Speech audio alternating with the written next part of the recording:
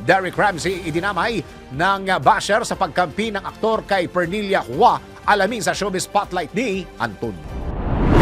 Damay pati ang sanggol ni na Ellen Adarna at Derek Ramsey sa pagkampi ng mga ito sa isyu ni na Andy Eigenman at Pernilla Hua, ang Swedish girl na nagpa-couple tattoo kay Filmar Alipayo. Sa Instagram account ng aktor, nag-post ito ng video nila ng kanyang anak na kinakantahan niya ito. Agad itong dinagsa ng mga magandang komento, ngunit may isang nag-comment ng, "That baby will eventually have a couple tattoo with a married person. How would you feel?" Dahil ang kanyang anak na idinamay kung kaya't agad itong niresbakan ni Derek. Ayon sa aktor, this is the perfect example of how evil the world is. Sinabi pa nito na isa lang umano ang sure siya kapag lumaki na ang kanyang anak dahil magkakaroon ito ng kindness para mapatawad ang mga tao na katulad ng nambash. At iyan aking balitang showbiz para sa impilang may todong lakas, DWIZ.